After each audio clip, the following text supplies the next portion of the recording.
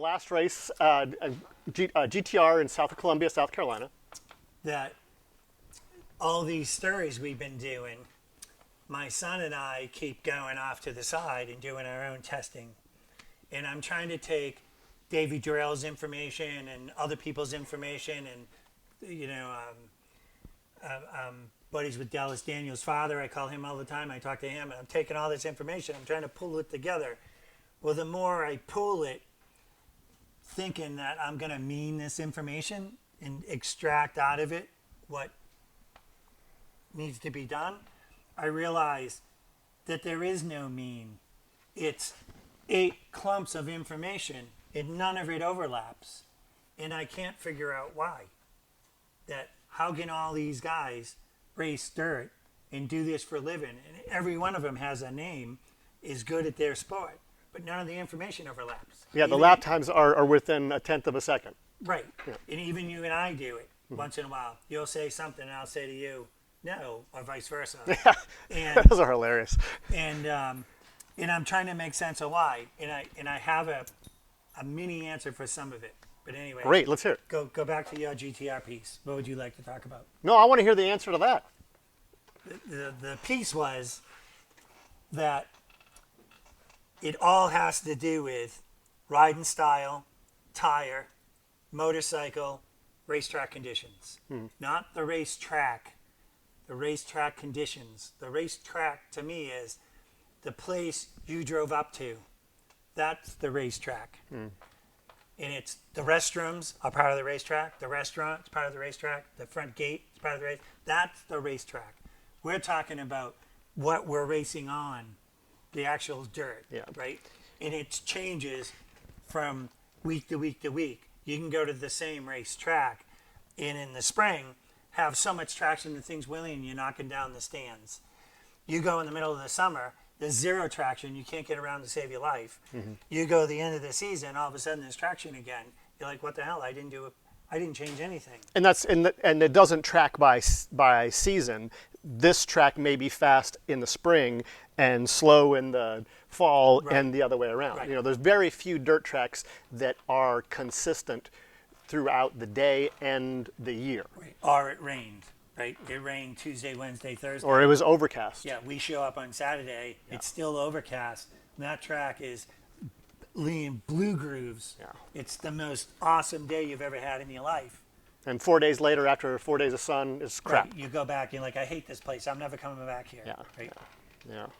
And So- in GTR, I think is in our, Carolina, Georgia, Virginia area, I would say, correct me if I'm wrong, the most changing track that we run on. I agree.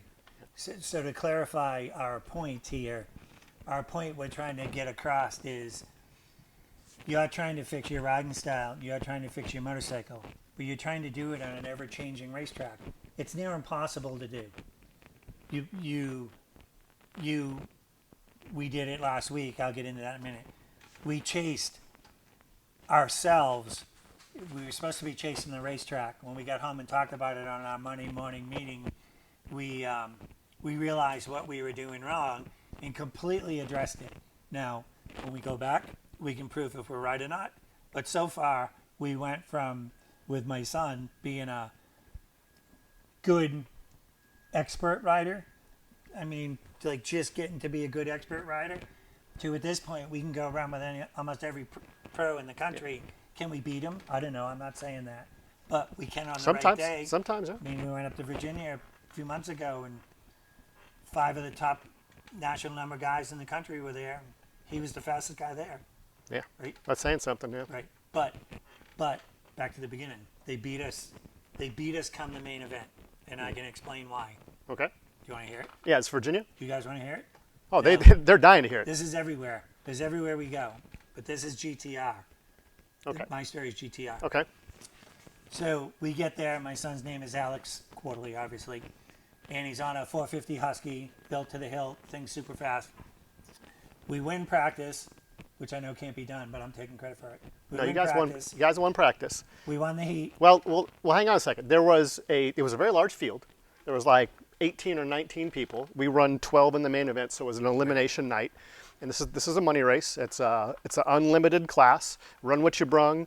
Anybody that qualified can race. So we call this the Open Pro or Pro Am class, right? And there was so many people. There was 3 heat races. Right, right.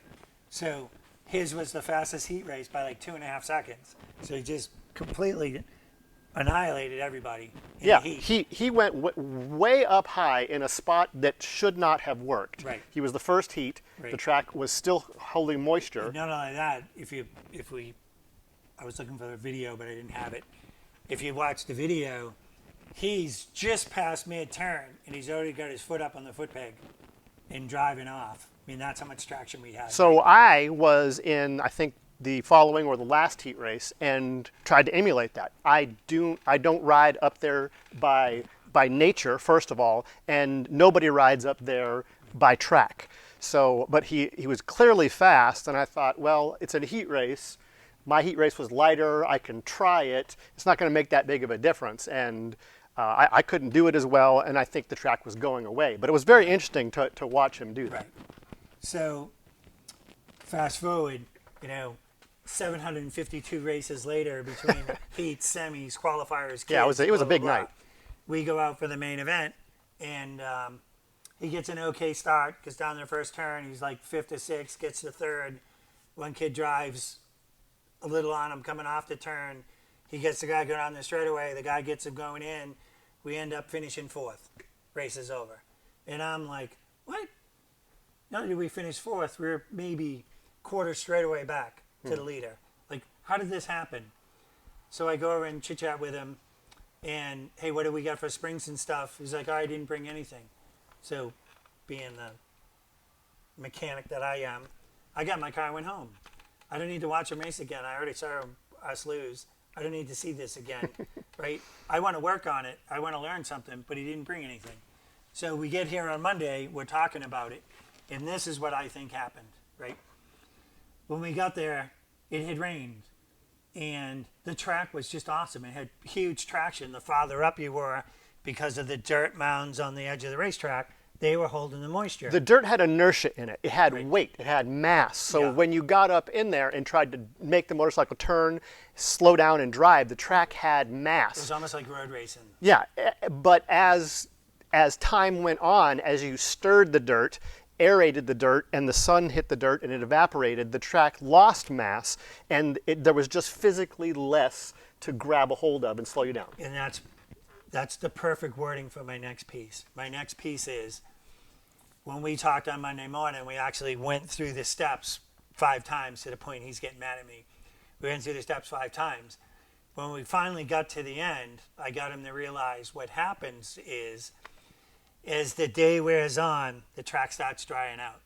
And as the track dries out, because it's drying out, now you can actually break the dirt apart. There you got Georgia red clay and sand mixed in. Well, those two break apart.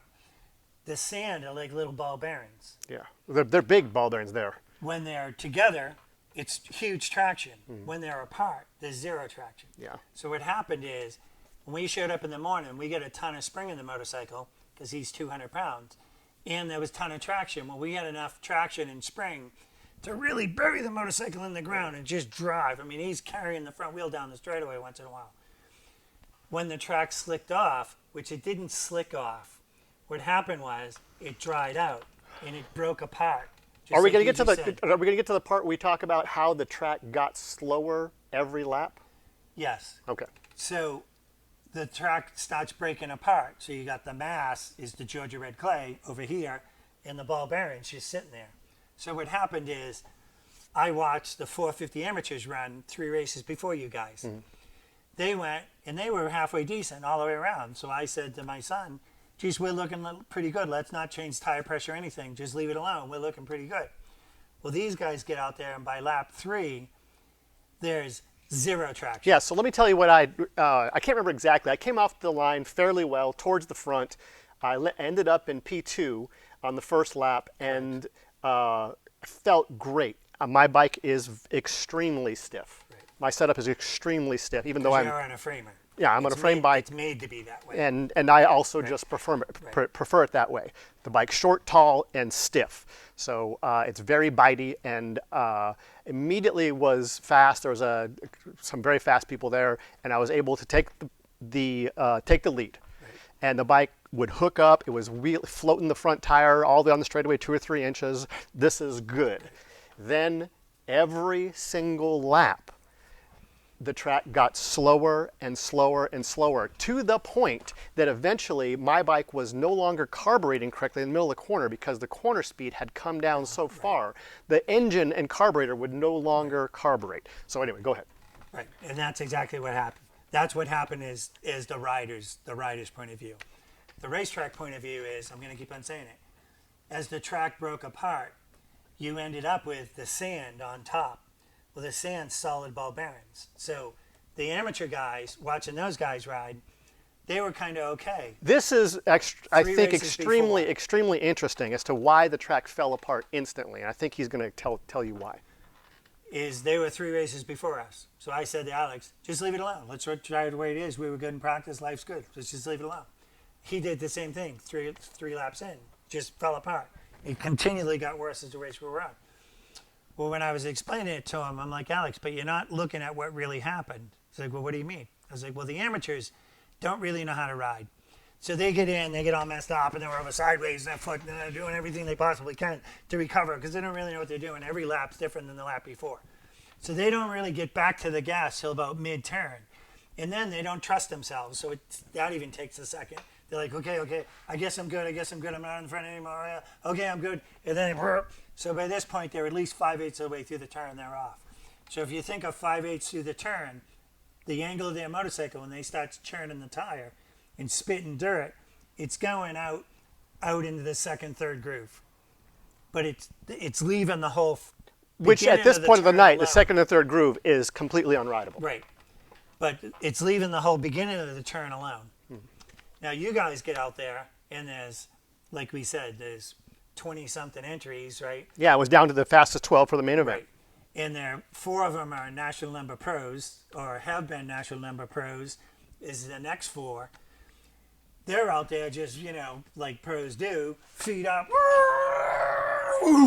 full sideways, full front wheel lock, back to sideways, on the gas, foot up.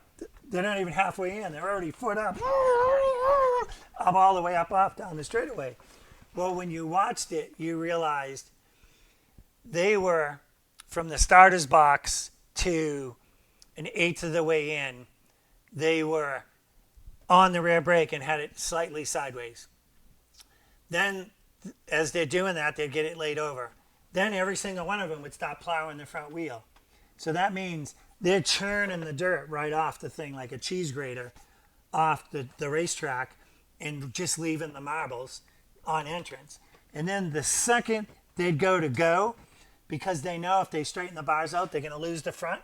Before they'd straighten the bars out, they'd already cracked the throttle open. They'd go at the same time. And as soon as the front wheel would come back, they'd pick their foot up, and they're on the gas.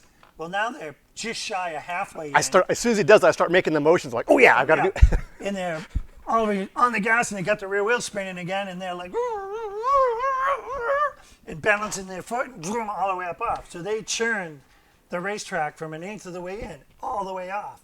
And they're spinning the rear tire from 3/8 to half in, all the way off. So when you think of 3/8 in, the rear wheel's still aimed to exit. So he's spewing dirt all the way around the turn. Just spewing, which is marbles. Well, there's 12 of them out there doing it. So it took 3 laps for the racetrack to go from this is cool to nothing. Yeah. Because they did it. They caused it. They cheese grated it. Right? I came off and I couldn't get my earplugs out fast enough to start bitching, saying it felt like there was 20 guys on the inside of the track with buckets of marbles, throwing them on the track, like and it's bailing. Exactly what happened. Yeah. And you could see it. I mean, as a fan, just watching it, it was an awesome race to watch because they were just constant in motion, exhausting. Body control, foot out, foot back, leaning forward, leaning back. I mean, they were everything they could to ride the motorcycle, and not one of them could get a lap in. The kid that won ended up, he was doing the least work which we've talked about that before. In I'll get into that in a minute. That's what ended up winning the race. The harder you guys tried to go, the slower you went, which my son tried one lap. Well, maybe I'm just underriding it. You could see him do it. And he freaking screwed himself up in the tank, and he freaking backed that thing in, and he almost did 360s on entrance. It took him forever to recover. You could see in his head the way his helmet moved, like, whew, I'm not doing that again, right? So let's carry that to the motorcycle. Since we know what we did to the racetrack, as you start to lose traction, because everything is load, right? When the track is nice and tacky, it has tons of traction, you're burying the motorcycle into the tire. Well, the tire can take it, so it stays under you, and the motorcycle just keeps coming down. Well, if you can keep the motorcycle up, that's when it handles the best. And the thing is a rocket ship, like Alex's. But when the track slicked off, we had way too much load in the chassis for what the tire would stand. And we were just pushing the tire up from underneath us. That come main event, I'm just spitting out numbers. I don't know what we had in for spring. Not that I'm not trying to tell us. I just don't know. So let's say we had a 400-pound rear spring in the practice. We needed like a 325 in the main event. And that's what happened to you too. Exactly. That you Way couldn't too stiff. soften the motorcycle up enough to get there because you didn't even have those parts. Yep. Right? Because that was the worst the racetrack had ever been as far as racing goes. I think it was conditional, as far as the atmosphere goes, Right. and the fact that we had that many people turning that low of a lap time. It was, and I'm going to keep on saying it. It was awesome to watch you guys. That just every single one of yous was, they couldn't get far enough up on the tank on entrance. They're running their freaking hand into themselves trying to get the thing in because they needed all that weight up front. And as soon as they thought they'd be in control, they'd slide back, and now they're back there like this. They got their friggin' foot out, outside foot out once in a while because the thing's coming the wrong way because it'd be so loose. It was, as a fan, it was awesome to watch. It's back to the racetrack thing. Yeah, I think Alex and I said that before our last main event, when we sort of saw the writing on the wall, we were like, I want to go home. I just want to start drinking beer. Like, this sucks. Right. Now, I don't know why. It's still fun, but I'd rather the track be fast and racy. Well, so let's move forward. Our Monday morning conversation, Alex and I, was what really happened. My favorite saying, right? What really happened so we can fix it. And when we finally agreed on what really happened, that we broke the racetrack apart, we're dealing with ball bearings now, and the track's just, it wasn't slicked off. It was like ball bearings, I'm telling you. It was no exaggeration. I can't say it enough. It was ball bearings out there. That to deal with that, we needed to come way down on spring. Like a rain race and road racer, Yes, right? exactly. Right. We needed to come way down. Well, it'd be like an example, if anybody has any idea what ice is, it'd be like walking on ice. You went from walking on pavement to walking on ice. That's exactly what it was like. In 3 laps, and they're about 18-second laps. So in less than a Right. minute, it went from grippy to gone. Because you guys churn the racetrack apart because of the way you ride. You instantly spewed ball bearings from beginning to end, which the races before you were half to 3/4 way through the turn before they get on the gas. So all their shit was going out in no man's land. You guys are making it everywhere, right? Yeah, it's very. It's very interesting. So, if you listen to Davey Durrell in his last podcast with you, he's talking about when he does a rider, it's hard to pinpoint one thing. That they've come up with this little flow chart of your riding style, your advancement, meaning novice, junior, expert, pro, what motorcycle you're on, and how much you weigh, and the basic racetracks you run. And he's dwindled that down into, you basically need this spring in the front and this dampening and this spring in the back and that dampening. And what he's doing is, which he doesn't really say, but what he's doing is balancing load. It's how much load you generate in the motorcycle compared to how much load the tire will take on the racetrack, right, on the dirt. But I shouldn't keep calling it racetrack. How much the dirt will take. Sure. So, for back to GTR, the guys that won practice were terrible in the main event. Because those were completely different universes. The guys that were third, fourth, fifth in the main event, third, fourth, fifth in practice, those guys won the main event. Because they were way too soft when the track was surfed. And they were coming off looking like amateurs. They were doing the thing's bucking its way off because there's not enough spring to hold it up or spit the tire out. So the suspension would collapse until the swing arm angle was so great it lost. Yeah, it's almost like if you're happy in practice at that racetrack, you're screwed. Well, that's jokingly, we dwindled it down to we got to pick what we want to do. Or we need to show up with a set of forks and a shock for practice, and then when the sun goes down, pull the forks off and the shock off and swap them. Well, that's why I said what we need to do, not what are we going to do. Yeah. What we need to do is just that, have two combinations with us, and right after the heat race, we're putting this combination in. Some of you may say, why don't you just switch motorcycles? And we have a rule that you need to start the main event on the motorcycle you qualified for. Which is good just for that reason, to try and keep the money down, even though I have another $6,000 worth of forks sitting there. It's cheaper than $18,000 in another motorcycle. One of the famous crew chiefs that I'm sure you know very well that I worked with, Gary Medley, was standing there when we were working with Chandler and Curtis Roberts in '07, and the team manager comes in sputtering about some HRC link that were $3,000 a piece, and Gary just waited until he was done, and he said, "Racing is expensive," and then turned around and walked away. It is what it is. I say it all the time. It is what it is. Yeah, but I was talking to something about this earlier on the channel.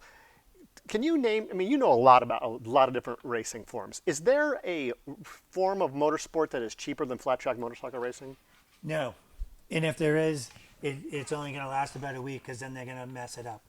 Yeah. So there's time on the motorcycle, how much fun you actually have from the time you show up to the time you go home. The fact that it's ever changing, that you can never really get a handle on it, and what you actually spend is minimal.